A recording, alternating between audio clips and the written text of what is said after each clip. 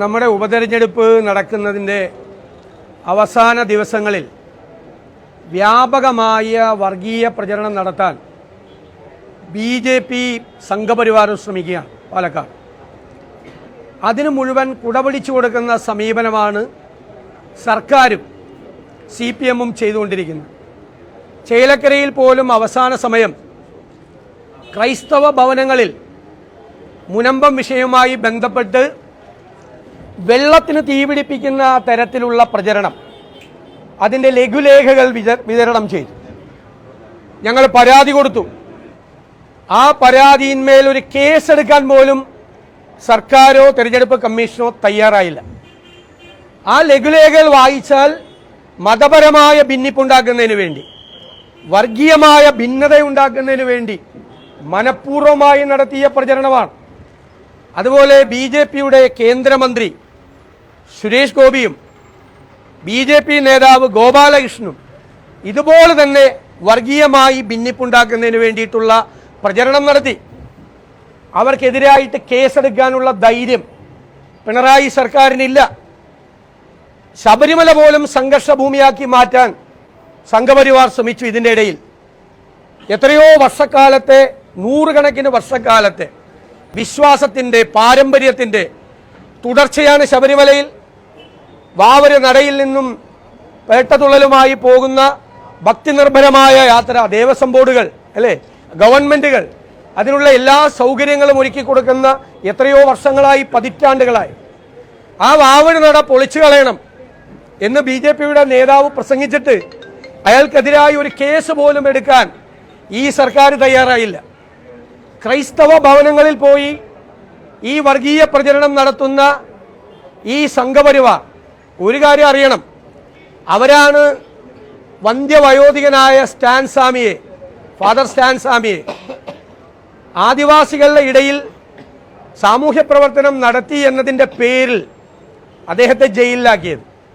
അദ്ദേഹം പാർക്കിൻസൺ അസുഖം ബാധിച്ച് ഒരു ഗ്ലാസ് വെള്ളം എടുത്തു കുടിക്കാൻ പറ്റാത്ത ആളായിരുന്നു. അദ്ദേഹത്തെ ജയിലിൽ വെച്ച് പീഡിപ്പിച്ചു കൊന്നത് ഈ വർഗീയവാദികളാണ്.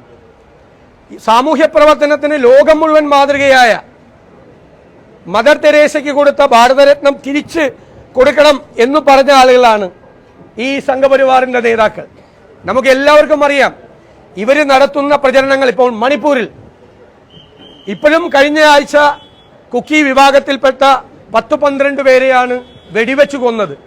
വ്യാപകമായി അക്രമം, സ്ത്രീകൾ ഉൾപ്പെടെയുള്ള ആളുകളെ പച്ചയ്ക്ക് കത്തിക്കുകയാണ്, കുഞ്ഞുങ്ങൾ ഉൾപ്പെടെയുള്ള ആളുകളെ. അവർക്കൊന്നും സംരക്ഷണം കൊടുക്കാൻ തയ്യാറാകാതെ, മണിപ്പൂർ സന്ദർശിക്കാൻ പോലും തയ്യാറാകാതെ പ്രധാനമന്ത്രി നിൽക്കുകയാണ്. എന്നിട്ടാണ് ഇവർ കുഞ്ഞാടുകളെ പോലെ ഈ ക്രൈസ്തവ ഭവനങ്ങളിൽ പോയി ഈ ഭിന്നിപ്പറന്നത്. അത് തിരിച്ചറിയാനുള്ള ബോധ്യം കേരളത്തിലെ ക്രൈസ്തവ സമൂഹത്തിനുണ്ട്. ഇവരെ മുനമ്പം വിഷയത്തിൻ്റെ പേരിൽ ഭിന്നിപ്പിക്കുന്നതിന് വേണ്ടിയിട്ടുള്ള ശ്രമം നടത്തിയാണ്. ഭിന്നിപ്പിക്കുന്നതിന് വേണ്ടിയിട്ടുള്ള വ്യാപകമായ പരിശ്രമം നടത്തിക്കൊണ്ടിരിക്കുകയാണ്. അപ്പോൾ അതിനെതിരായിട്ടുള്ള പ്രചരണം കൂടിയാണ് UDF മുന്നോട്ട് വയ്ക്കുന്നത്. ഇത് വർഗീയതയ്ക്കെതിരായിട്ടുള്ള പോരാട്ടമാണ്. വർഗീയതയുമായി സന്ധി ചെയ്ത് CPM അവരിവിടെ 3ാം സ്ഥാനം ഉറപ്പിച്ചിരിക്കുകയാണ്. ഈ നിയോജക മണ്ഡലത്തിൽ 3ാം സ്ഥാനം ഉറപ്പിച്ചിരിക്കുക. അവർക്ക് ജയിക്കാൻ കഴിയില്ല എന്നവർ വ്യക്തമായി.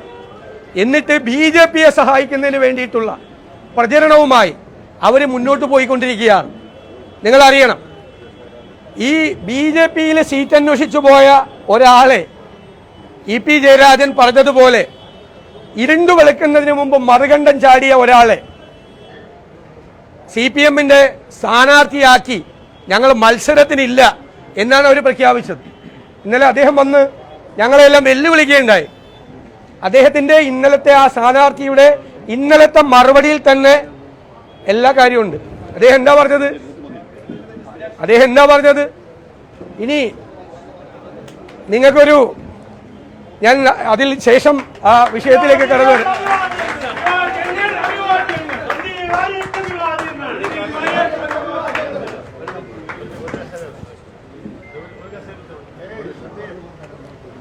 ചെയ്യേണ്ട ഒന്ന് ഇപ്പുറത്തേക്ക്, ചെയ്യേണ്ട ഒരു സീറ്റിൽ അപ്പുറത്തേക്ക്.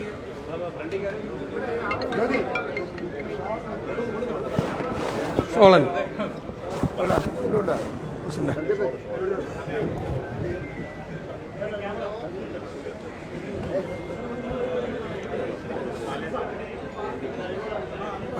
ഷോളിട്ട് പ്രസിഡന്റ് ഷോളിട്ട്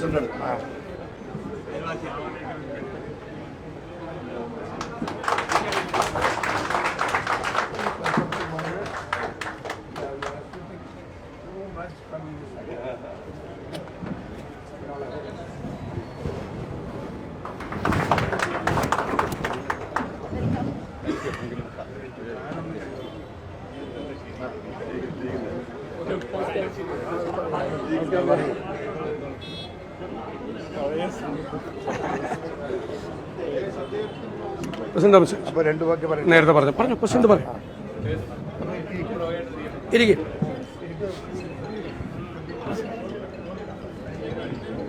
പ്രസിഡന്റ് പറഞ്ഞു.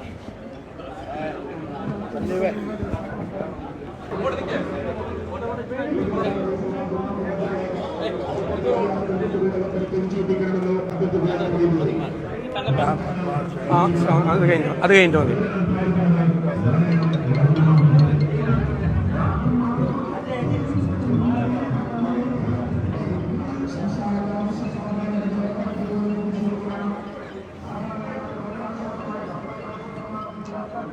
അപ്പോൾ തുടങ്ങാം. ഇന്ന് ഈ ദിവസം ഇന്ത്യൻ നാഷണൽ കോൺഗ്രസിനെ സംബന്ധിച്ചിടത്തോളം വളരെയേറെ സന്തോഷപ്രദമായ ഒരു ദിവസമാണ്. എല്ലാം കൊണ്ടും ഇവിടുത്തെ തെരഞ്ഞെടുപ്പിന്റെ പ്രവർത്തനങ്ങൾ കൊണ്ടും അതുപോലെ ഈ പാർട്ടിക്ക് കിട്ടുന്ന പൊതുജനങ്ങളുടെ കിട്ടുന്ന അംഗീകാരത്തെ സംബന്ധിച്ചും നമ്മളൊരു ഉന്നതയിലേക്ക് എത്തിക്കൊണ്ടിരിക്കുന്ന ഒരു കാലഘട്ടത്തിലാണ് എൻ്റെ പ്രിയപ്പെട്ട ശ്രീ സന്ദീപ് വാര്യർ കോൺഗ്രസിന്റെ അകത്തേക്ക് വരാൻ തീരുമാനിച്ചത്. നിങ്ങൾക്കറിയാം, കുറെ കാലമായി BJPയുടെ മുഖവും ശബ്ദവുമായിരുന്നു ശ്രീ സന്ദീപ് വാര്യർ. പക്ഷേ മതേതര ജനാധിപത്യ രാഷ്ട്രീയ പ്രസ്ഥാനത്തിന്റെ അകത്ത് പ്രവർത്തിക്കണമെന്ന അദ്ദേഹത്തിന്റെ നിഷ്കർഷതയുടെ അടിസ്ഥാനത്തിലാണ് അദ്ദേഹം ഇന്ത്യൻ നാഷണൽ കോൺഗ്രസിനെ സെലക്ട് ചെയ്ത് അതിലേക്ക് കടന്നു വരാൻ തീരുമാനിച്ചതും ഞങ്ങളെ അറിയിച്ചതും ഞങ്ങൾ അദ്ദേഹത്തെ സ്വാഗതം ചെയ്തതും.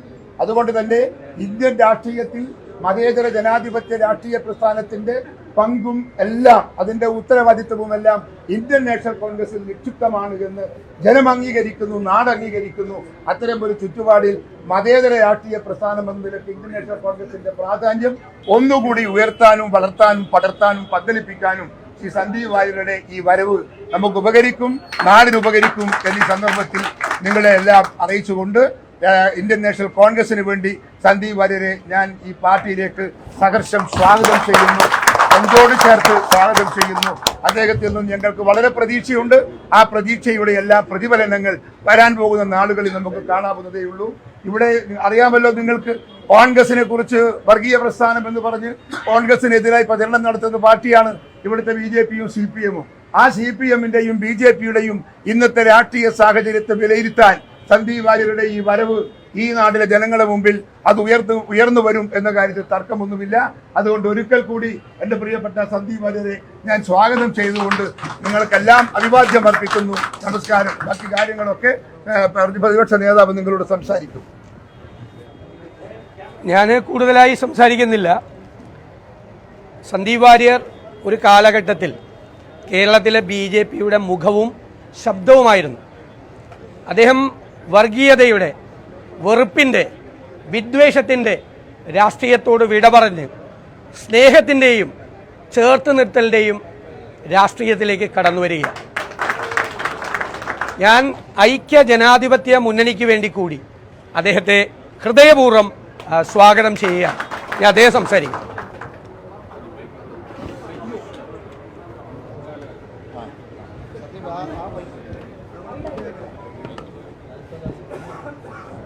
ബഹുമാനായിട്ടുള്ള KPCC പ്രസിഡന്റ് ശ്രീ K. സുധാകരേട്ടൻ, ബഹുമാനപ്പെട്ട പ്രതിപക്ഷ നേതാവ് ശ്രീ VD സതീശൻ,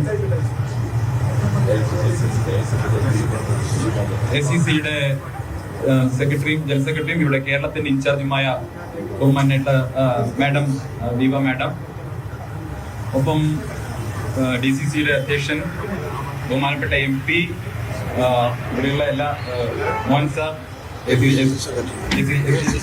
സെക്രട്ടറി ആയിട്ടുള്ള മോഹൻ സാർ, കേരളത്തിന്റെ ഇൻചാർജ് ആയിട്ടുള്ള മോഹൻ സാർ, ഉൾപ്പെടെ വേദിയിലിരിക്കുന്ന ഒരുപാട് പേരുണ്ട്. എല്ലാവരെയും എനിക്ക് വർഷങ്ങളായിട്ട് നല്ല ബന്ധമുള്ള ആളുകളാണ്. എല്ലാവരും പേരെടുത്ത് പറഞ്ഞ ലിജു അടക്കമുള്ള എല്ലാ ആളുകളുമായിട്ടും നിരന്തരമായി സംസാരിച്ചിട്ടുള്ള, തർക്കിച്ചിട്ടുള്ള, രാഷ്ട്രീയം പറഞ്ഞിട്ടുള്ള ആളുകളാണെങ്കിൽ പോലും ഉള്ളിൽ നല്ല സൗഹൃദം എല്ലാ കാലത്തും എല്ലാ രാഷ്ട്രീയ പാർട്ടിയുടെ പ്രവർത്തകരുമൊക്കെ ഒരു സൗഹൃദം കാത്തു സൂക്ഷിച്ചു വന്നിട്ടുള്ള ആളാണ് ഞാൻ. ഈ രാഷ്ട്രീയത്തിനപ്പുറം വ്യക്തിപരമായ സൗഹൃദങ്ങൾ, മാനവികമായിട്ടുള്ള ബന്ധങ്ങളൊക്കെ നിലകൊള്ളണം എന്നാണ് ഞാൻ എക്കാലവും ആഗ്രഹിച്ചിട്ടുള്ളത്. ആ രീതിയിലാണ് എന്റെ പെരുമാറ്റം എല്ലാ കാലത്തും ഉണ്ടായിട്ടുള്ളത്. പ്രത്യേകിച്ച് അത്തരത്തിൽ എല്ലാ രാഷ്ട്രീയ പാർട്ടിയുടെ നേതാക്കന്മാരുമായിട്ടൊക്കെ നല്ല ബന്ധം കാത്തുസൂക്ഷിക്കുമ്പോൾ അത് പൊതുസമൂഹത്തിന്റെ നന്മയ്ക്ക് വേണ്ടി നല്ല രീതിയിൽ വിനിയോഗിച്ചിട്ടുമുണ്ട്. അത് ഞാൻ ഇടയ്ക്കൊക്കെ മാധ്യമങ്ങളോട് ഇക്കാര്യം തുറന്നു പറഞ്ഞിട്ടുമുണ്ട്. എന്റെ സാമൂഹ്യ മാധ്യമ പോസ്റ്റുകളിലൊക്കെ ഇത്തരം ചില കാര്യങ്ങളൊക്കെ ഞാൻ തുറന്നു പറഞ്ഞിട്ടുള്ള ഒരാളാണ്. അതുകൊണ്ട് തന്നെ ഒരു രാഷ്ട്രീയ പ്രവർത്തനത്തിൽ ഏർപ്പെടുന്ന സമയത്ത് മാനവികമായിട്ട് ചിന്തിക്കുക, മനുഷ്യത്വപരമായിട്ട് ചിന്തിക്കുക എന്നുള്ളത് സർവപ്രധാനമാണ് എന്ന് വിശ്വസിക്കുകയാണ്. എന്തിനാണ് ഒരു സംഘടനയിൽ പ്രവർത്തിക്കുന്നത്? ഒരു സംഘടനയിൽ പ്രവർത്തിക്കുന്ന സമയത്ത് സ്വാഭാവികമായും സംഘടനയ്ക്കകത്ത് നിന്ന് നമുക്ക് സ്നേഹത്തിന്റെ, അതുപോലെ തന്നെ സാഹോദര്യത്തിന്റെ ഒരു കരുതൽ, താങ്ങലൊക്കെ എപ്പോഴും നമ്മൾ പ്രതീക്ഷിക്കും. എല്ലായ്പ്പോഴും എല്ലാ ദിവസവും രാവിലെ എണീറ്റ് കഴിഞ്ഞാൽ വൈകുന്നേരം വരെ വെറുപ്പ് മാത്രം ഉൽപ്പാദിപ്പിക്കുന്ന ഫാക്ടറി ആയിട്ട് നിലകൊള്ളുന്ന ഒരു സ്ഥലത്ത് നിന്ന് ഏറെക്കാലം സ്നേഹവും കരുതലും ഒക്കെ ഞാൻ പ്രതീക്ഷിച്ചു എന്നുള്ളതാണ് ഞാൻ ചെയ്ത തെറ്റ്. ഒരു സംഘടനയിൽപ്പെട്ട സഹപ്രവർത്തകൻ എന്ന നിലയ്ക്ക് ഞാൻ പ്രതീക്ഷിച്ച, പല ഘട്ടങ്ങളിൽ ഞാൻ പ്രതീക്ഷിച്ച പിന്തുണ, സ്നേഹം, കരുതൽ ഇതൊക്കെ ലഭിക്കാതെ ഒരു ഓട്ടോക്രാറ്റിക് ആയിട്ടുള്ള ഒരു സിസ്റ്റത്തിനകത്ത് പെട്ടുപോയ അവസ്ഥയിലായിരുന്നു ഞാൻ ഉണ്ടായിരുന്നത്. ഏകാധിപത്യ പ്രവണതയുള്ള, ജനാധിപത്യത്തെ പാടെ മതിക്കാത്ത ഒരു സിസ്റ്റത്തിനകത്ത് നിന്ന് വീർപ്പുമുട്ടി കഴിയേണ്ട അവസ്ഥയിലായിരുന്നു ഞാൻ ഉണ്ടായിരുന്നത്. സ്വന്തം അഭിപ്രായങ്ങൾ പറയാനോ വ്യക്തിത്വം കാത്തു സൂക്ഷിക്കാനോ ഏതെങ്കിലും വിഷയത്തിൽ മനുഷ്യപക്ഷത്തു നിന്നൊരു നിലപാട് പറയാനുള്ള സ്വാതന്ത്ര്യം പോലും ഇല്ലാതെ അച്ചടക്ക നടപടി നേരിട്ട ആളാണ് ഞാൻ. കേരളത്തിൽ ഹിന്ദുവും ക്രിസ്ത്യാനിയും മുസൽമാനും പരസ്പരം ഉപരോധം ഏർപ്പെടുത്തി ജീവിക്കാൻ സാധിക്കില്ല എന്ന് സാമൂഹ്യ മാധ്യമ പോസ്റ്റ് ഇട്ടതിന്റെ പേരിൽ ഒരു വർഷക്കാലം അച്ചടക്ക നടപടി നേരിട്ടയാളാണ് ഞാൻ. മാധ്യമ ചർച്ചകൾക്ക് പോകണ്ട, സന്ദീപിനി പങ്കെടുക്കരുത് എന്ന് നിശ്ചയിക്കപ്പെട്ട ആളാണ് ഞാൻ. ജീവിച്ച് വളർന്ന എന്റെ സാമൂഹ്യ പരിസരത്ത് എനിക്കുള്ള സൗഹൃദങ്ങൾ, എനിക്കുള്ള ബന്ധങ്ങൾ, അതിലെവിടെയും മതം തിരയാനോ അതിലെവിടെയെങ്കിലും കാലുഷ്യമുണ്ടാക്കാനോ ഒരു കാരണവശാലും എനിക്ക് താല്പര്യമേ ഇല്ല. അതുകൊണ്ട് തന്നെ തികച്ചും വ്യക്തിപരമായ അഭിപ്രായം എന്ന് പറയട്ടെ എന്ന് സൂചിപ്പിച്ച് ഞാനിട്ട ഒരു ഫേസ്ബുക്ക് പോസ്റ്റിന്റെ പേരിൽ ഒരു വർഷം സംഘടനയിൽ നിന്ന്, സംഘടനയുടെ കയ്യാലപ്പുറത്ത് തന്നെ നിർത്തുകയുണ്ടായി. അത്യന്തം ഹീനമായിട്ടുള്ള സാമൂഹ്യ മാധ്യമ അതിക്രമം തന്നെ ആ സമയത്ത് എനിക്ക് നേരിടേണ്ടി വന്നു. പക്ഷെ ആ കാലഘട്ടത്തിൽ ഒരിക്കൽ പോലും സംഘടനയെ തള്ളിപ്പറയാൻ ഞാൻ തയ്യാറായിട്ടില്ല. എല്ലാ സമയത്തും ഞാൻ വിശ്വസിച്ച, ഞാൻ പ്രവർത്തിച്ചു വരുന്ന പ്രത്യയശാസ്ത്രത്തിന്റെ സംഘടനയുടെ നാവായി ഞാൻ നിലകൊണ്ടിട്ടുണ്ട്. 14 ജില്ലകളിലെ ഗ്രാമാന്തരങ്ങളിലൂടെ യാത്ര ചെയ്ത ആ സംഘടനയ്ക്ക് വേണ്ടി തൊണ്ട പൊട്ടുമാറി ഞാൻ പ്രസംഗിച്ചിട്ടുണ്ട്. സാമൂഹ്യ മാധ്യമങ്ങളിൽ, ടെലിവിഷൻ ചർച്ചകളിൽ ഇവിടെ ഇരിക്കുന്ന പല സുഹൃത്തുക്കളുമായും ഒരുപക്ഷെ അങ്ങേയറ്റത്തെ നിലയിലേക്ക് എന്റെ പാർട്ടി, അന്ന് ഞാൻ വിശ്വസിച്ച പ്രസ്ഥാനത്തെ പ്രതിരോധിക്കാൻ വേണ്ടി ഭാഷയുടെ എല്ലാ സാധ്യതകളും ഞാൻ ഉപയോഗിച്ചിട്ടുണ്ട്. കാഠിന്യമേറിയ പദപ്രയോഗങ്ങൾ നടത്തിയിട്ടുണ്ട്. പക്ഷെ അതെല്ലാം എന്റെ വ്യക്തിപരമായ ആവശ്യത്തിന് വേണ്ടിയിട്ടായിരുന്നില്ല, എന്റെ പ്രസ്ഥാനത്തിന് വേണ്ടിയിട്ടാണ് എന്ന ഉത്തമമായ ബോധ്യത്തോടു കൂടിയാണ് ഞാനത് ഏറ്റെടുത്തത്. പക്ഷെ തിരിച്ചിങ്ങോട്ട് എന്താണ് കിട്ടിയത്? കഴിഞ്ഞ കുറെ വർഷമായി ഈ സംഘടനയ്ക്കകത്ത് നിന്ന് എനിക്ക് കിട്ടിയത്, BJPക്ക് അകത്ത് നിന്ന് എനിക്ക് കിട്ടിയത് അങ്ങേയറ്റത്തെ ഒറ്റപ്പെടുത്തലും വേട്ടയാടലുമാണ്. ഞാൻ ഇന്ന് ഈ നിമിഷം കോൺഗ്രസിന്റെ ആഫീസിൽ ബഹുമാനപ്പെട്ട പ്രതിപക്ഷ നേതാവിന്റെയും ബഹുമാനപ്പെട്ട KPCC പ്രസിഡന്റിന്റെയും സാന്നിധ്യത്തിൽ ഈ ത്രിവർണ്ണ ഷാൾ അണിഞ്ഞുകൊണ്ട് ഇവിടെ ഇരിക്കുന്നുണ്ടെങ്കിൽ അതിന്റെ ഉത്തരവാദി K. സുരേന്ദ്രനും സംഘവുമാണ്. ഒരു സംശയവും ആ കാര്യത്തിൽ വേണ്ട. കേരളത്തിലെ CPIM-മായി ചേർന്ന് മുഖ്യമന്ത്രിയുമായി ചേർന്ന് നടത്തുന്ന അഡ്ജസ്റ്റ്മെന്റ് പൊളിറ്റിക്സിനെതിരെ നിലപാടെടുത്തു എന്നുള്ളതാണ് ഞാൻ ചെയ്ത കുറ്റം. കരിവന്നൂരും കൊടകരയും തമ്മിൽ പരസ്പരം വെച്ചുമാറുന്നതിനെ എതിർത്തു എന്നുള്ളതാണ് ഞാൻ ചെയ്ത കുറ്റം. ധർമ്മരാജന്റെ കോൾ ലിസ്റ്റിൽ പേരില്ലാതെ പോയി എന്നുള്ളതാണ് ഞാൻ ചെയ്ത കുറ്റം.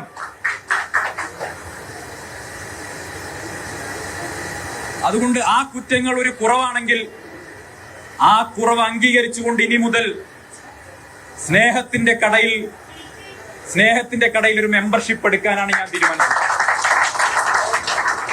അങ്ങേറ്റത്തെ വെറുപ്പും വിദ്വേഷവും മാത്രം ഉൽപ്പാദിപ്പിക്കുന്ന ഒരു ഫാക്ടറിയിൽ ഇത്രകാലം ജോലിയെടുത്തു എന്ന ജാള്യതയാണ് ഇപ്പൊ എന്നെ പെറുന്നത്. ഇത്രയും കാലം ഞാൻ ചില കാര്യങ്ങൾ പറഞ്ഞ സമയത്ത് ഞാൻ എന്റെ സഹപ്രവർത്തകരിൽ നിന്ന് ചില ആളുകളിൽ നിന്ന് ഞെട്ടിക്കുന്ന അനുഭവങ്ങളാണ് കഴിഞ്ഞ ദിവസങ്ങളിൽ ഉണ്ടായത്. ഞാൻ ഒറ്റിക്കൊടുത്തവൻ, ബലിദാനികളെ മറന്നവൻ, ഞാൻ ബലിദാനികളെ മറന്നവനാണെന്ന് പറഞ്ഞ് സംഘത്തിന്റെ സ്വയംസേവകരോട്, ഇത് കണ്ടുകൊണ്ടിരിക്കുന്ന സ്വയംസേവകരോട് എനിക്ക് ചോദിക്കാനുള്ളത്, ചരിത്രത്തിലെവിടെയെങ്കിലും ഒരു ബലിദാനിയുടെ ഫോട്ടോ വെച്ച്, സ്ഥാനാർത്ഥിയുടെ ഫോട്ടോ കൂടി വെച്ച് വോട്ട് തേടുന്ന നിലയിലേക്ക് എന്നു മുതലാണ് ഈ സംഘടന തരംതാണു പോയത്? പാലക്കാട്ട് ഉപതെരഞ്ഞെടുപ്പിൽ ബലിദാനിയായ ശ്രീനിവാസന്റെ ഫോട്ടോ വെച്ച് വോട്ട് തേടുന്ന അവസ്ഥയിലേക്ക് എന്നാണ് ഈ സംഘടന തരംതാണു പോയത് എന്ന ചോദ്യം നിങ്ങൾ ഉന്നയിക്കണം. ആ സംഘടന ഇന്നും തുടരുന്ന, അതിനെ അന്ധമായി വിശ്വസിച്ച് പിന്തുടരുന്ന സാധാരണക്കാരായ മനുഷ്യരുണ്ട്.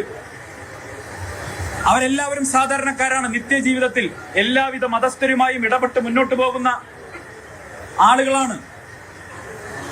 പക്ഷെ അവർ തെറ്റിദ്ധരിപ്പിക്കപ്പെട്ടിരിക്കുന്നു ബലിദാനികളുടെ പേര് പറഞ്ഞുകൊണ്ട്. ഇന്ന് ഞാൻ വരുമ്പോ കേട്ടത് ബഹുമാനപ്പെട്ട പ്രതിപക്ഷ നേതാവിനെതിരെയും KPCC പ്രസിഡന്റിനെതിരെയും BJP-യുടെ സംസ്ഥാന പ്രസിഡന്റ് ഏതോ ബാന്ധവമൊക്കെ ആരോപിച്ചിട്ടുണ്ട് എന്നുള്ളതാണ്. ഞാൻ പാലക്കാട്ടെ സ്വയംസേവകരോട് പറയാൻ ആഗ്രഹിക്കുകയാണ്, BJP പ്രവർത്തകരോട് പറയാൻ ആഗ്രഹിക്കുകയാണ്, ബലിദാനികളുടെ ഫോട്ടോ വെച്ച് എന്നെ ഇക്കഴിഞ്ഞ ദിവസങ്ങളിൽ നിങ്ങൾ വേട്ടയാടി, സാമൂഹ്യ മാധ്യമങ്ങൾ വേട്ട. ഞാനിത് പറയാൻ ആഗ്രഹിച്ച ആളെയല്ല. പക്ഷേ ശ്രീനിവാസൻ വധക്കേസിൽ എങ്ങനെയാണ് 17 പ്രതികൾക്ക് ജാമ്യം കിട്ടാനുള്ള സാഹചര്യം ഉണ്ടായത് എന്ന് സംബന്ധിച്ച് BJP നേതൃത്വം മറുപടി പറഞ്ഞിട്ട് വേണം ബലിദാനികളുടെ ഫോട്ടോ വെച്ച് വോട്ട് തേടാൻ. 17 പ്രതികൾക്ക് ജാമ്യം കിട്ടിയിരിക്കുന്നു. UAPA ചുമത്തിയ കേസിൽ 17 പ്രതികൾക്ക് ശ്രീനിവാസൻ വധക്കേസിൽ എങ്ങനെ ജാമ്യം കിട്ടി?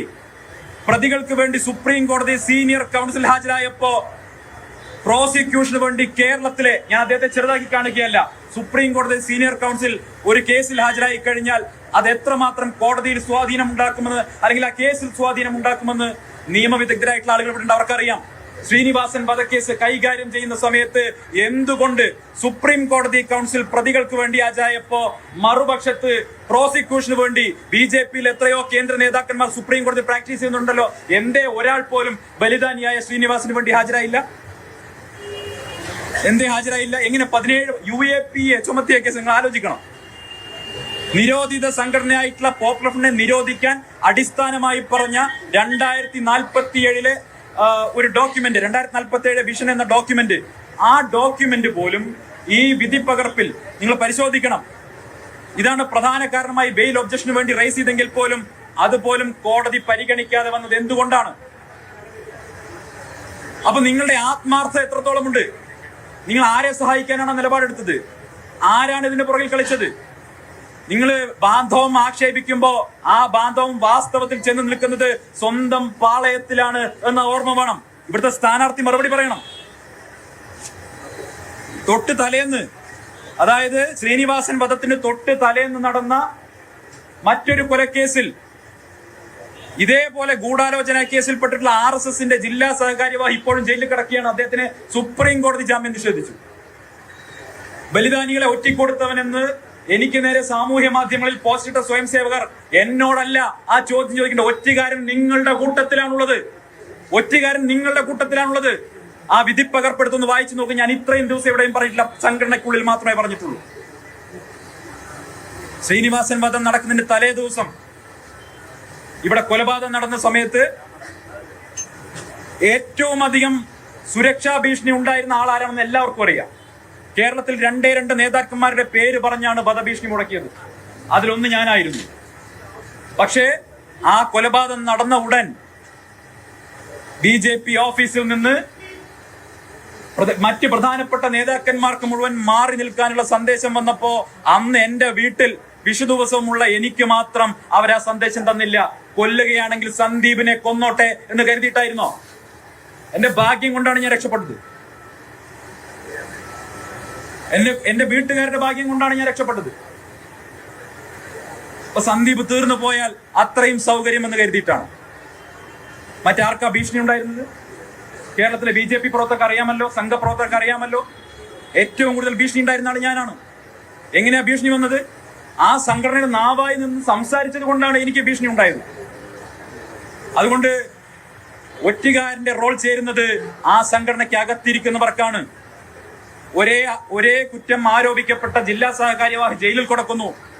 ശ്രീനിവാസൻ വധക്കേസിലെ 17 പ്രതികൾക്ക് ജാമ്യം കിട്ടിയ അവസ്ഥയുണ്ടായിരിക്കുന്നു. അതുകൊണ്ട് എന്നെ ഒറ്റുകാരൻ എന്ന് വിളിക്കരുത്. നിങ്ങൾ ചോദ്യം ചെയ്യേണ്ടത് സ്വന്തം നേതൃത്വത്തെയാണ്. എന്നെ ഏറ്റവും അവസാന നിമിഷം വരെയും വിശ്വസിച്ചു പോയതുകൊണ്ട്, പ്രവർത്തിച്ചു പോയതുകൊണ്ട് അതിൽ തുടരാൻ വേണ്ടി ഞാൻ ആത്മാർത്ഥമായ പരിശ്രമം നടത്തിയിട്ടും എന്തൊക്കെയാ പറഞ്ഞത് ഇക്കഴിഞ്ഞ ദിവസങ്ങളിൽ എന്നെ കുറിച്ച് എന്തൊക്കെയാ പറഞ്ഞത്? ഏതുവരെ പോകട്ടെ എന്ന് നോക്കാം, അല്ലേ? ഏതുവരെ പോട്ടെ എന്ന് നോക്കാം. ഈ വീരാരാധനയൊക്കെ എത്ര ദിവസം ഉണ്ടാകുമെന്നാണ് സംസ്ഥാന പ്രശ്നം വെച്ചത്. അപ്പൊ ഞാൻ പറഞ്ഞു, വീരാരാധന എത്ര ദിവസം ഉണ്ടാകും? വീരാരാധനയുടെ എക്സ്പയറി ഡേറ്റ് കൃത്യമായി അറിയുന്ന ആള് K. സുരേന്ദ്രൻ തന്നെയാണ്, ശബരിമല സമരം കഴിഞ്ഞിട്ട്. അപ്പോ അത്തരം കാര്യങ്ങൾ എനിക്കെതിരെ തുടർച്ചയായിട്ട് ഉന്നയിച്ച ആക്ഷേപങ്ങൾ ഞാൻ അത് പിന്നീട് മുതിർന്ന നേതാക്കന്മാരോട് ഇപ്പൊ പറയുന്നില്ല, പിന്നീട് ദീർഘിപ്പിച്ച് പറയാം, മറ്റു കാര്യങ്ങൾ മാധ്യമങ്ങളോട് പങ്കുവയ്ക്കാം. പക്ഷെ ഈ കാര്യങ്ങൾ പ്രവർത്തകർ ചോദ്യം ചെയ്യേണ്ടത് സ്വന്തം നേതൃത്വമാണ്. ഇവിടെ പ്രിയ അജയനെ മാറ്റിയത് ഉൾപ്പെടെയുള്ള വിഷയങ്ങളുണ്ട്. മൂത്താന്തറയിലെ പ്രിയ അജയനെ ചെയർപേഴ്സൺ എന്ന് മാറ്റിയ വിഷയങ്ങൾ ഉൾപ്പെടെയുണ്ട് നിങ്ങളോട് സംസാരിക്കാൻ. അത് മറ്റൊരവസരത്തിൽ പറയാമെന്ന് മാത്രം പറഞ്ഞുകൊണ്ട് ഇപ്പോൾ ഈ വെറുപ്പിന്റെയും അതുപോലെ തന്നെ വിദ്വേഷത്തിന്റെയും പരമത വിദ്വേഷത്തിന്റെയും ക്യാമ്പിൽ നിന്ന് മോചിതനായി പുറത്തു വന്നതിന്റെ ആഹ്ലാദത്തിലാണ് ഞാൻ, സന്തോഷത്തിലാണ് ഞാൻ മാത്രം പറഞ്ഞുകൊണ്ട് എന്നെ കോൺഗ്രസ് പ്രസ്ഥാനത്തിലേക്ക് സ്വീകരിച്ച ബഹുമാനപ്പെട്ട KPCC പ്രസിഡന്റ്, ബഹുമാനപ്പെട്ട പ്രതിപക്ഷ നേതാവിനും കോൺഗ്രസിന്റെ അഖിലേന്ത്യാ നേതൃത്വത്തിനും ശ്രീ KC വേണുഗോപാൽ അടക്കമുള്ളവർക്കും ഹൃദയത്തിന്റെ ഭാഷയിൽ നന്ദി രേഖപ്പെടുത്തിക്കൊണ്ട് ഇനിയുള്ള കാലം ഒരു കോൺഗ്രസ് പ്രവർത്തകനായി ഉണ്ടാകും എന്ന ഉറപ്പ് നൽകിക്കൊണ്ട്, നിങ്ങളൊപ്പം ഉണ്ടാകുന്ന ഉറപ്പ് നൽകിക്കൊണ്ട് അവസാനിപ്പിക്കുന്നു.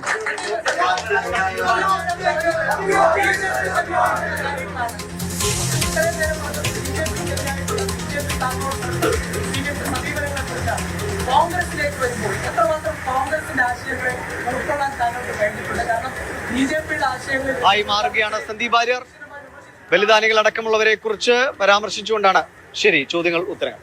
കോൺഗ്രസിന്റെ ആശയം എന്ന് പറയുന്നത് ഇന്ത്യയുടെ ആശയമാണ്. ആ ഇന്ത്യയുടെ ആശയം ഇന്ത്യയിൽ ജനിച്ചു വീണ ഓരോ കുട്ടികളുടെയും DNA ഉള്ളതാണ്. അത് പ്രത്യേകമായി ഉൾക്കൊള്ളേണ്ട ഒരു കാര്യമുണ്ട്. സന്ദീപ് വാര്യർ നേതൃത്വത്തെ അറിയിച്ചതാണോ? കോൺഗ്രസ് നേതൃത്വം സന്ദീപിനെ ബന്ധപ്പെട്ടതാണോ? ഏത് ഘട്ടത്തിലാണ് കോൺഗ്രസിനെ തെരഞ്ഞെടുക്കാൻ തീരുമാനം? രാഷ്ട്രീയമായിട്ട് എല്ലാ കാര്യങ്ങളും ഒരു പത്രസമ്മേളനത്തിൽ തുറന്നു പറയേണ്ടതല്ലോ. അതെന്റെ പാർട്ടിയുടെ നേതാക്കന്മാരുടെ ആലോചിച്ച് ഞാൻ പറഞ്ഞു.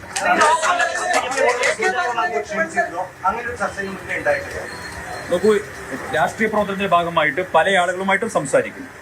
അപ്പൊ അതുകൊണ്ട് അത്തരം കാര്യങ്ങളെ കുറിച്ച് സംസാരിക്കേണ്ട വേദിയല്ല ഇത്. ഇവിടെ ഞാൻ എന്റെ കോൺഗ്രസ് പ്രവേശനത്തെ കുറിച്ചും അതിനിടയാക്കിയ സാഹചര്യങ്ങളെ കുറിച്ചാണ് പറയുന്നത്.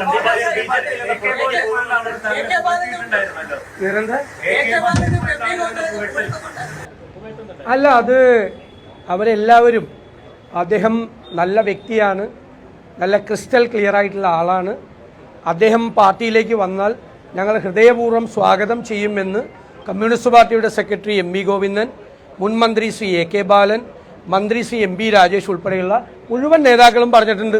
അത് ഞങ്ങൾ ശരിവയ്ക്കുന്നു. തീർച്ചയായിട്ടും അദ്ദേഹം കോൺഗ്രസിൽ ചേർന്ന് പ്രവർത്തിക്കാനുള്ള അദ്ദേഹത്തിൻ്റെ താല്പര്യം പ്രകടിപ്പിക്കുകയും ഞങ്ങളത് സർവാത്മന ഞങ്ങളതിനെ പിന്താങ്ങുകയും ചെയ്തു. ഞങ്ങളതിനെ സ്വാഗതം ചെയ്തു. ഞാൻ പറഞ്ഞല്ലോ, വെറുപ്പിൻ്റെ കടവിട്ട് സ്നേഹത്തിൻ്റെ കടയിലേക്ക് വരുമ്പോൾ ഞങ്ങളതിനെ സ്വാഗതം ചെയ്യുന്നു. കോൺഗ്രസിന്റെ ആശയങ്ങളെ ഉൾക്കൊണ്ടുകൊണ്ട് വർഗീയതയ്ക്കെതിരായിട്ടുള്ള പ്രചരണത്തിന് നമുക്ക് അതല്ലേ നമ്മൾ ചെയ്യേണ്ടത്. അല്ല, ക്രിസ്റ്റൽ ക്ലിയർ ആണെന്നാണ് പറഞ്ഞ ആള്, അത് തന്നെ ഞങ്ങളും പറയുന്നത്. പലപ്പോഴും തീവ്രമായ നിലപാടുകൾ സ്വീകരിച്ചിട്ടുള്ള ആ പാർട്ടിയിൽ നിന്നപ്പോൾ സ്വീകരിച്ചിട്ടുള്ള ആളാണ് സന്ദീപ്. പാലക്കാട് ഒരു സാഹചര്യം വരുമ്പോൾ ന്യൂനപക്ഷങ്ങൾ അല്ല, അദ്ദേഹം വളരെ കൃത്യമായിട്ട് ആ കാര്യം പറഞ്ഞല്ലോ. ഒരു പാർട്ടിയിൽ നിന്നപ്പോൾ ആ പാർട്ടിയുടെ സ്പോക്സ് പേഴ്സൺ കൂടിയായിരുന്നു അദ്ദേഹം, അല്ലേ? അപ്പൊ ആ പാർട്ടിയുടെ ആശയങ്ങൾ പ്രചരിപ്പിക്കുന്ന ചുമതല അദ്ദേഹത്തിനുണ്ടായിരുന്നു. അദ്ദേഹം അത് എത്ര വളരെ മനോഹരമായിട്ടാണ് അദ്ദേഹം പറഞ്ഞത്. കാഠിന്യമേറിയ വാക്കുകൾ തർക്കത്തിലും അല്ലാത്ത ഞാൻ ഉപയോഗിച്ചിട്ടുണ്ട്. ഇത് പാർട്ടിക്ക് വേണ്ടിയാണെന്ന് പറയും. അത് എല്ലാവരും അങ്ങനെയല്ലേ പാർട്ടിക്ക് വേണ്ടി പോകണം. അങ്ങനെയാണെങ്കിൽ ഞാൻ പാലക്കാടത്തെ LDF സ്ഥാനാർത്ഥി മുഖ്യമന്ത്രി പിണറായി വിജയനെ കുറിച്ച് പറഞ്ഞ വാചകങ്ങൾ നിങ്ങളൊന്ന് ആവർത്തിച്ചെന്ന് പറഞ്ഞേ, ആവർത്തിച്ചെന്ന് പറഞ്ഞേ. അല്ല, ഒന്ന് പറഞ്ഞേ. അതുപോലെ ഒന്നും ഇദ്ദേഹം പറഞ്ഞിട്ടില്ല. ബിജെപിയിലേക്ക് കോൺഗ്രസിന്റെ നേതാക്കൾ വരുമ്പോൾ അതൊരു തലക്കെട്ട് മാനേജ്മെന്റ് ആയിട്ടാണ് പലപ്പോഴും കണക്കാക്കിയിട്ടുള്ളത്. ഇതൊരു തലക്കെട്ട് മാനേജ്മെന്റ് മാത്രമാണ്. അതിന്റെ സന്ദീപിനൊപ്പം കുറച്ച് ആളുകൾ കൂടി പാർട്ടിയിലേക്ക് വരുമെന്ന് കരുതുന്നു. നിങ്ങൾ ഇതൊരു തുടക്കമാണ്. BJPയിൽ നടക്കുന്നത് കലാപമാണ്. കാരണം കുറേ അഴിമതിക്കാരുടെ, കള്ളപ്പണക്കാരുടെ, ഹവാല ഇടപാടുകളുടെ എല്ലാവരുടെയും കൂടി ഒരു നേതൃത്വമാണ് കേരളത്തിലെ BJPയിലുള്ളത്. അദ്ദേഹം ഈ BJP സംസ്ഥാന പ്രസിഡന്റ് എന്ന് പറയുന്നത് സംസ്ഥാന മുഖ്യമന്ത്രി പിണറായി വിജയന്റെ ഔദാര്യത്തിൽ നിൽക്കുന്ന ഒരാളാണ്. നന്ദിയുള്ള ആളാണ് കേരളത്തിലെ മുഖ്യമന്ത്രി ശ്രീ പിണറായി വിജയൻ.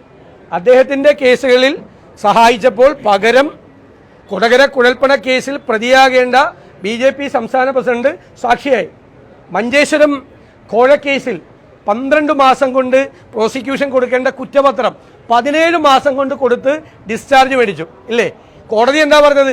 ഒരു ഡിലേ കണ്ടോൺ ചെയ്യാനുള്ള ഒരു പെറ്റീഷൻ പോലും പ്രോസിക്യൂഷൻ കൊടുത്തില്ല. അത്രയും ശ്രദ്ധിച്ചു മുഖ്യമന്ത്രി. ഡിലേ കണ്ടോൺ ചെയ്യണം, മാപ്പാക്കണം എന്നൊരു അപേക്ഷ കൊടുത്താൽ സുരേന്ദ്രനെ പ്രതിയാക്കിയാലോ കോടതി എന്ന് വിചാരിച്ച് 2 കേസിലാണ് നന്ദി കാണിച്ചത്. ഭയങ്കര നന്ദിയുള്ള ആളാണ് കേരളത്തിലെ മുഖ്യമന്ത്രി.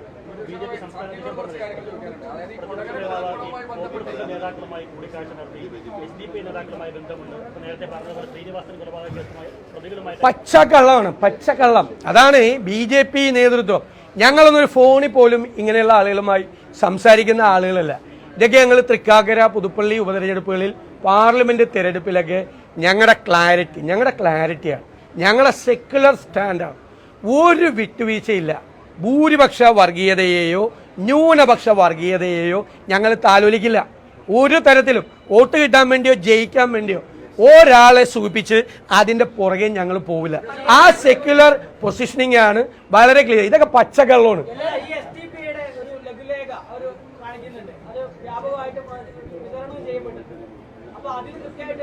രാഹുൽ മാങ്കൂട്ടത്തിന് വോട്ട് ചെയ്യണം, ഇടതുപക്ഷത്തെയും അതുപോലെ തന്നെ BJP എതിർക്കുന്ന ഒരു പോസ്റ്ററാണ്.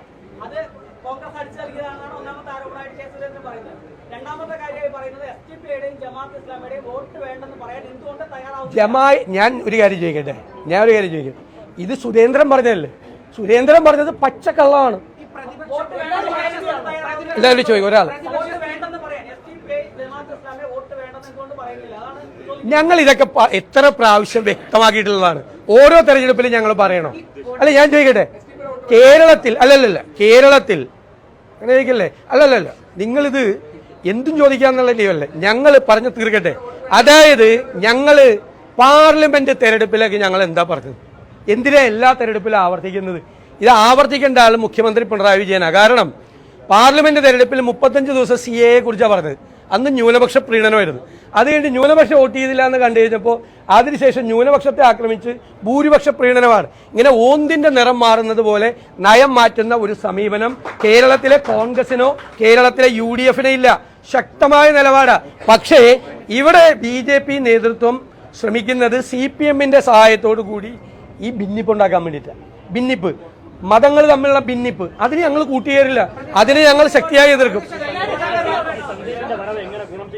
അതല്ലേ, അതൊരു പ്രഖ്യാപനമല്ലേ? വർഗീയതയുടെ ക്യാമ്പ് വിട്ട് മതേതരത്വത്തിന്റെ ക്യാമ്പിലേക്ക് വരുന്നു എന്ന് പറയുന്നതല്ലേ ഏറ്റവും പ്രധാനം. അതാണ് ഞങ്ങള് സന്ദീപിനെ ഞങ്ങൾ ഹൃദയപൂർവ്വം സ്വാഗതം ചെയ്യുന്നു.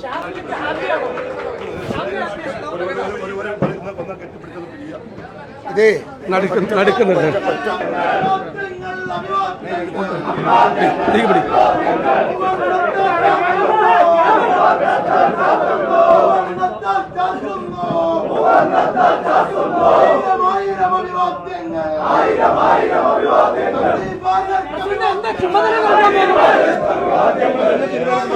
പഠിപ്പിക്കാൻ പോ ഈ മണിക്കൂറിന്